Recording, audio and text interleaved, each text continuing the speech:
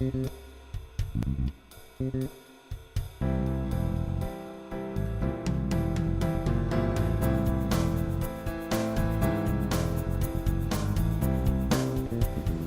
you look from a business perspective, when you have common input costs amongst all your competitors, you have two strategic actions for competitive advantage.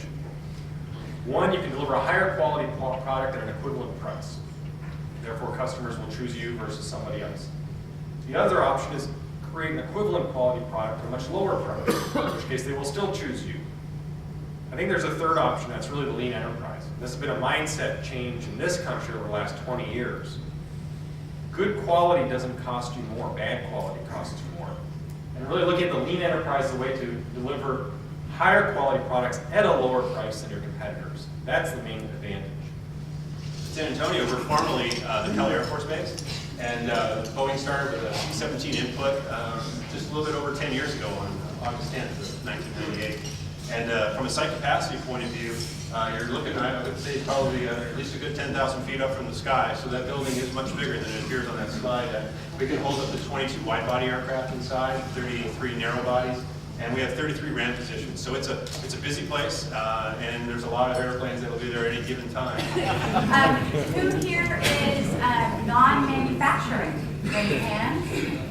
Smattering, and I'm going to guess the rest are going to raise for manufacturing. Okay.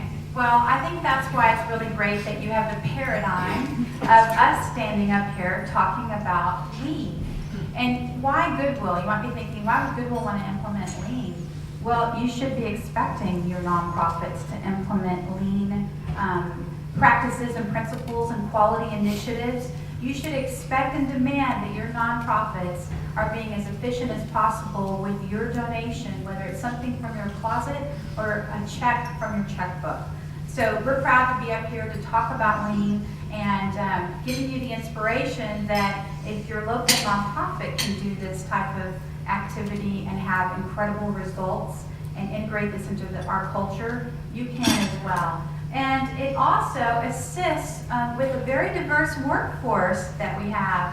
While we have about 1,000 team members on staff, we have about 9,000 volunteers that volunteer at Goodwill every single year. And that stint may be as short as a couple hours or 40 to 80 hours if they're doing community service hours.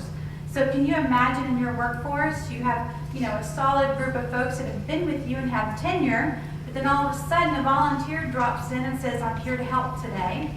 And then add on top of that, our mission to help change lives through the power of work. So we're taking folks that have made a life mistake or have a disability or are struggling with homelessness, and we're putting them in our Learn While You Earn program to help them gain work skills and help place them either at Goodwill permanently or somewhere else in the community. So those folks may be working in a job for anywhere from 30 to 90 days.